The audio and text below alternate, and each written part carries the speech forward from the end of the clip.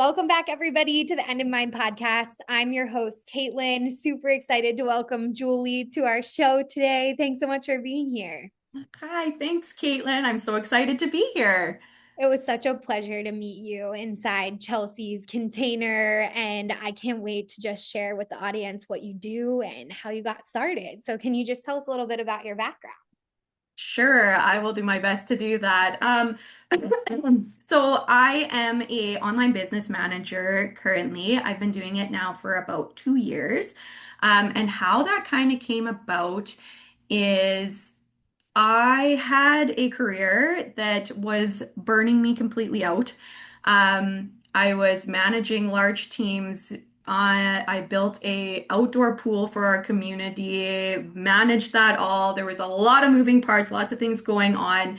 But I often found that I was on my own in a sense. Yes, I had teammates, but nothing was really well systemized. Like I was a manager, but I had no one at the same level as me. I was just working with volunteers, with small groups, with committees, and all these moving parts, and it became a lot. So it was in the summer after we'd finished the pool project up, and we had one last massive fundraiser that we had to pull off to kind of bring in the last bit of money, and it was insane. It was awesome. We made what we needed to, but it literally put me to my breaking point, to the point like I'm still having trouble with my feet for how much I ran my Poor feet. thing. You're like 2 years later, and I'm still recovering. Yes, Wow. yes. So it was a lot, but um it did give me that point, and I think this happens to a lot of people, and kind of a story you often hear with entrepreneurs is they hit a breaking point where they're like, what am I doing? I need to change my path. So I did. I literally walked into my administrator's office and was like, I can't do this anymore. I need a break. I need to decide if this is for me or if I need to move on. So I did, and I left that job very quickly, very risky of me, but I was like, that's it. I know my mental health is done. I'm out.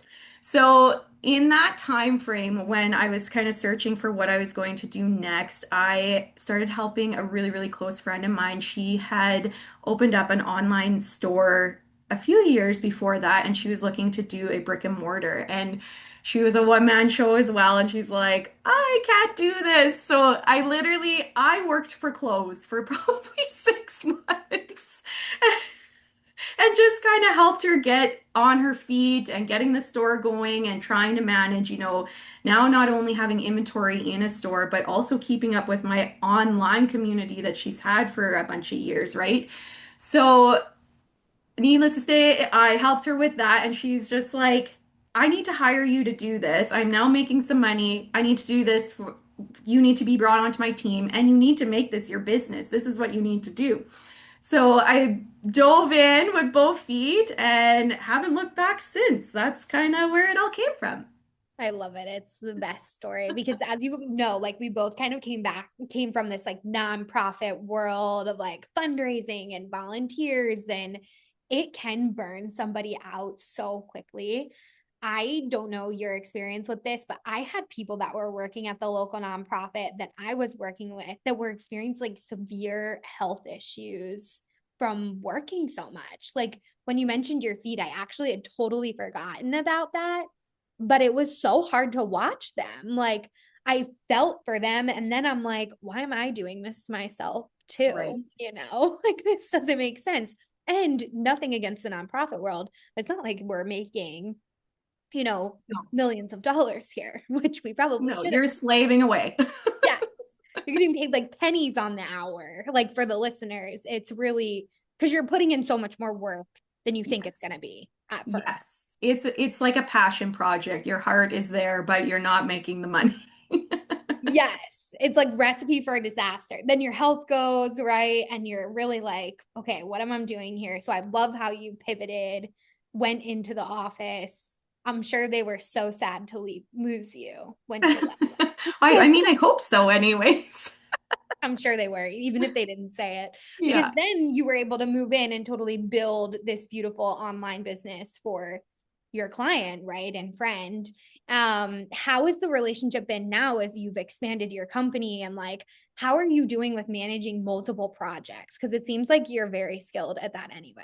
Oh, thank you.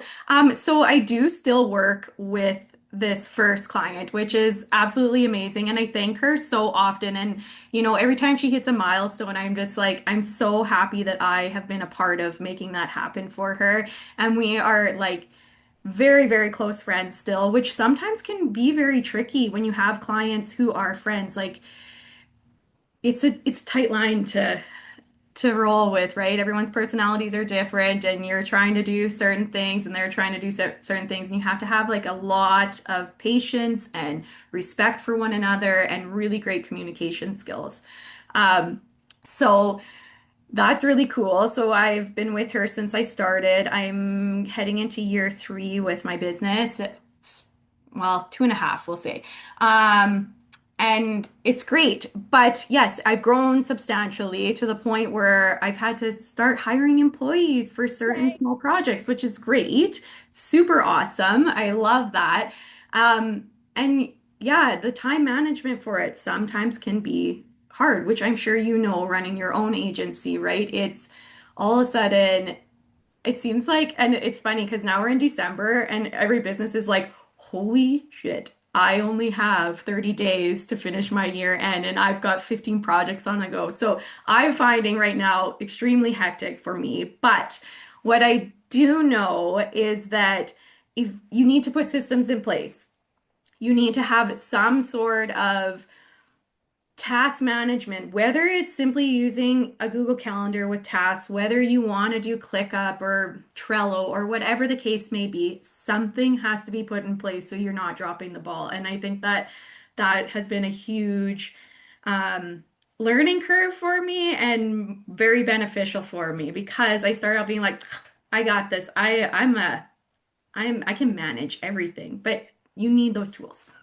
Definitely. I couldn't agree more. It's like in entrepreneurship, right? Like we're all the best multitaskers and we come out of the corporate world or like a structured position, right? And then all of a sudden we make this move and we're like, we got this. Like we're the best multitaskers. Then we sit down and I remember even today, I'm like, I have to add this to my calendar right now or I Yes, you're gonna will forget. forget, you know? Like it's like Yes. you get like entrepreneurial amnesia, you know? It's so true. I couldn't agree more. Like, and sometimes I go to bed and I'm like, I did do that, right? Like, I did, but did I? Did I? Like, did Yeah, I finish it? Did I get distracted? That happens to me too. And I've actually started to keep, which I shouldn't keep my phone, but I should keep like a notepad by my bed to like write it down, right? So you can check it in the morning because I yeah. found sometimes I can't go back to sleep. Are you the I same? agree. Yeah. I agree, which is like point number 2. You need that sleep and that rest in order to function, right? Like it's so funny because for me, working for others, I'm always like, you need to get your rest. You need to like it's okay to take time for yourself. You know, your to-do list can wait, but I'm the same way, right? Yeah. Like my sleep goes to the wayside when I get into busy modes too, but yeah. It's a good problem to have, right? Like that's what I've been telling myself all throughout December. So when this episode launches, we'll actually be in Q1. But I wanted to strategically talk about the busy season for our listeners. A lot of our listeners are either in business, reoccurring, and they're having a great time. They know the frustrations. And then some of our listeners may be earlier on in that sequence of business, right? Where maybe they haven't hit like a peak in their company yet. And I think it's important to share the stressors of the mindset that can come up, right? Like the lack of sleep that we mentioned, also the time management that you touched on. For me, even like hiring, I'm like, I have to hire somebody yesterday. I'm so glad that you're outsourcing. We have to be thinking about these things and prepare for our next busy season. How have you been able to project some of that in the 2.5 years of your current business? Are you thinking for myself or for my clients? I feel like both, if you don't Okay, mind sharing a two-parter. sure. Okay. So I think Something for me personally that I have introduced that I find that has become very helpful with me to stay on top of things and to um, hold myself accountable to keep planning and strategizing for my own business and also just so that I know where I'm heading, right? Like you get busy in your day-to-day work, and if you're not always reflecting back or, taking a little bit of time, you're gonna fall behind and then you're gonna get distracted and then you're gonna be like, what the hell am I even doing? So what I have started doing, and I started doing this in September. So I left summer reflecting. That was a really big turning point in my business where I really started to grow. I hired a coach, Chelsea.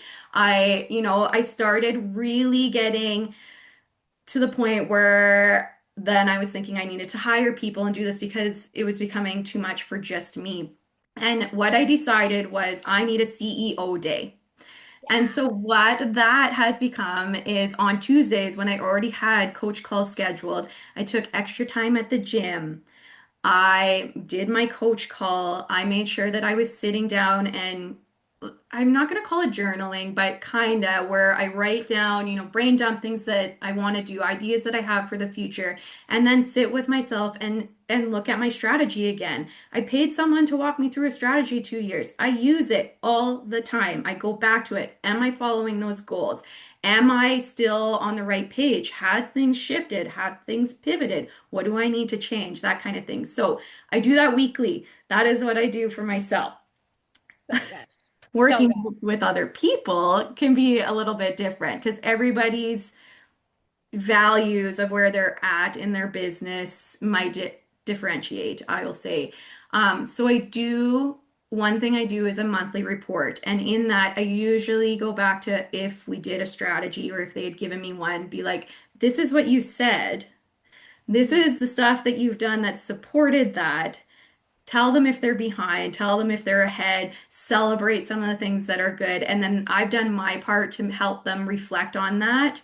And then it's up to them in the end if they're going to kind of keep going with it or do more reflection or, that kind of thing. So, This is really good advice because I don't know about you, but like when I first started in social media management, and I commend you for hiring a coach as early as you did because I had so tightly solidified my identity to my business and like the output that the businesses that I was working with had, that if a client came to me and they're like, we had a bad sale month, and views tanked, or we got shadow banned and we're not making any social sales, I would literally tell myself it's my fault, even if I had just started working with that client and they were shadow banned before I signed them. That's most of the time what would happen.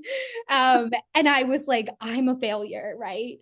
I'm not able to produce. They're counting on me to make sales. Like, that's why they hired me.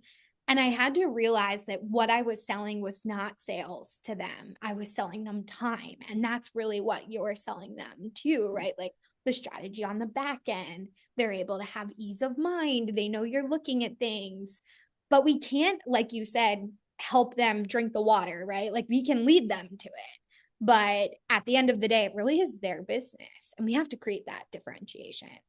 you're so right. And I have those same feelings as you're saying it. I'm like, yeah, I forgot how far I've actually come because same thing. It's like you go into it being like, I am a superwoman and I'm going to make this huge difference. But it ultimately comes down to that client putting in that time and effort too, because it can't all just be you and you can't make magic happen. And so that's like it's a hard thing to come to realize for yourself and also to be able to communicate that with your clients, right?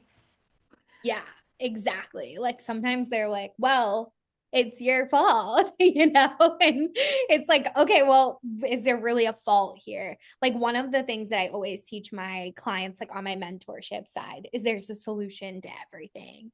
And sometimes that solution is like walking away from those types of relationships because it's almost like no one's at fault, right? This is just the circumstance that we're in. What can we do now in the future? How do you help your clients navigate those types of ebb and flows in their businesses? That's a very good question. So typically what I'm finding with the people that I'm working with is they're not so much getting upset by outcomes. They're still in a phase where they actually don't even know which way is up. So they are just so grateful that they finally took the time to invest in someone to help get them back on track, right? Yeah. So a lot of the things that I'm finding with the people I'm working with is they might come to me and be like, "Oh my God, I had such a horrible week. I just feel like I can't keep my head above water. I'm drowning. I don't know what to do, Julie. This is what's happening. I've got all these things to do." And I'm like, "Okay, well, this is easy. What's the most important thing? What's going to bring in you, I don't know, more sales, or what's going to ease your mind the most? Let me help you fix that piece." And then it's a lot of time brainstorming, talking them through it, maybe giving them a tool or system to just like deal with that problem at that time, kind of thing. So that's kind of how I work around it. I give myself like they have access to me during the week. We send Boxer notes or WhatsApp or whatever, and just having that time from me, we voice note, I help calm them back down, and we move forward. I love it. I know it really is like the roller coaster, right? Of emotions, whether it's sales, things falling off the map, the to-do list growing, nothing getting done. And I do value you being able to help them with systems. Like I find so many business owners have no clue what systems they should be using. Do you find that most of the time? Like Yes. they're probably not using any until they hire you. You're right. And it's funny because this has kind of become like a buzzword, right? Yeah. Systems. And they come to me and they're like, I need systems. I need systems in place. And I'm like, well, you probably do have some that you don't even realize are a system. And maybe you're not using it effectively, but we can make it more effective. Let's just walk through that and see what's happening. And a lot of times they're like, oh, yeah, if I just simplified that one thing, everything would be so much more smoother, right? Like, yeah. It's almost like you are this like business confidant, right? Where somebody comes in and they're like, the house is burning. And like, if I don't fix it soon, there's going to be big problems. And you're like, everything's all good, right? Like, we Yes. can figure this out. As being a business owner, I know how insane it can be, like, especially this time of year, as we were saying. Right now, it is the busiest season. Like you said, there's a slew of to do lists, there's people wanting to get stuff done in Q1. And I've had a difficult time in years past to enjoy the holidays. Do you Uh, have that experience with your clients or yourself? Because I want to be able to be present, but like work is so chaotic this time of year. okay, that's a good question too.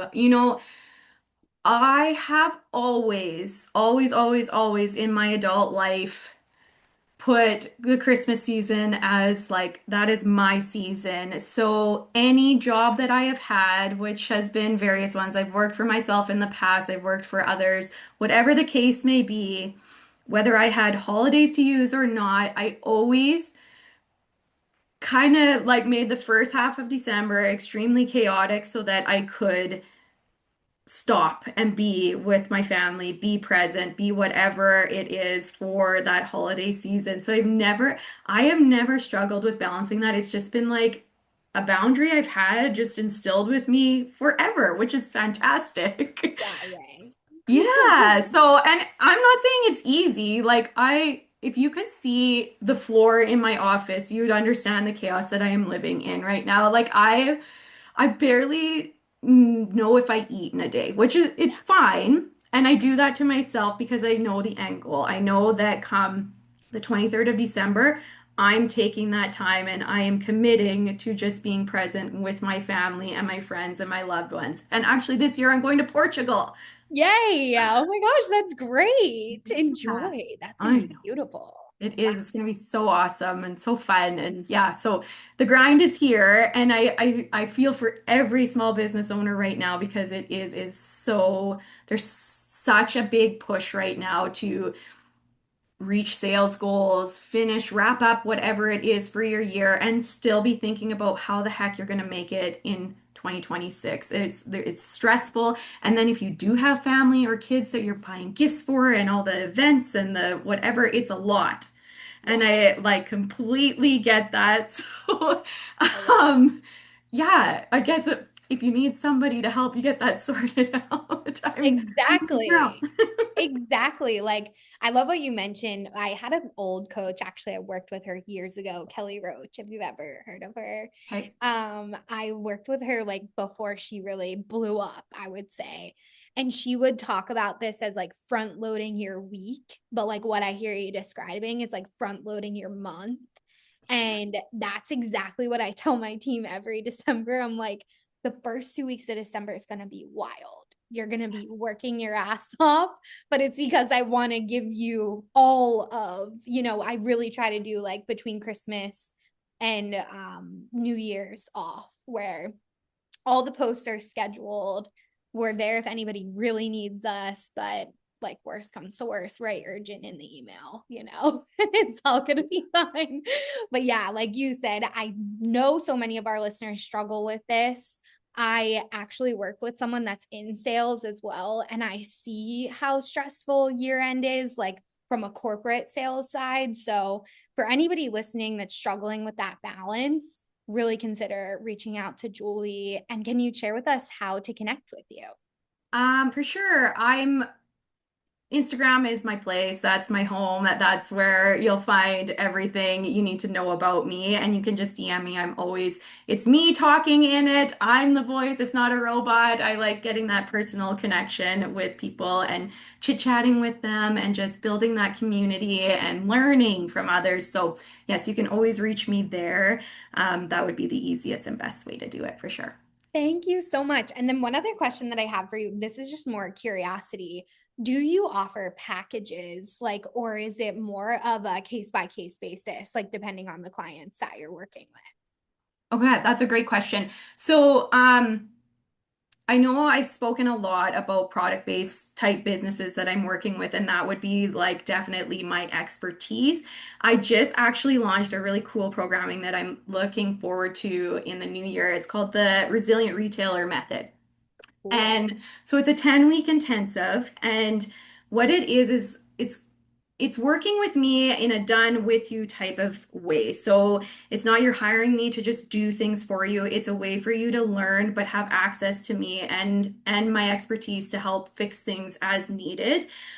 So there's going to be kind of three phases of it, and you'll learn specific things at each phase. Each week you have access to me via WhatsApp to ask questions, to help with any tech trouble, with your website or things that we go through in this program. And then as well, there's going to be group networking. So every week there will be a Zoom thing that anyone can hop on and ask questions, chit chat with other product-based businesses, and just kind of collaborate, learn from each other, grow, that kind of thing. So it's 10 weeks. You get me for all of that at your fingertips, which it's like an intensive, if I were to hire or you were to hire me at one-to-one, this would probably take longer to get through these things. But we're really going to try in the new year to just like lock down those systems, get everything working and in place so that as Q2, Q3 ramp up, you're ready, everything's working well, and then 2026 Q4 is going to be a breeze for you, is how I imagine this going. So that's like number one thing that you can do with me. And then otherwise, I work with a few variety of people too that are not in the product-based world. I usually like to get them on a call and just kind of find out what they're struggling with, walk me through your systems that you're doing, or what you're not doing, or what you're overwhelmed with, and we'll see where I could help you. I can build out a package that works for you. The things that I'm best with is email marketing, some social media management strategies, and then, of course, websites, especially if it's Shopify. So that's kind of the lowdown. Yay. Thank you so much, Julie. This is perfect. For all of our listeners, go connect with Julie if you're multitasking. All the links are in the show notes below, or send me a DM and I will personally connect you with Julie too. Thank you so much. This was so great. Thank you so much for having me, Caitlin. It was really great. Anytime.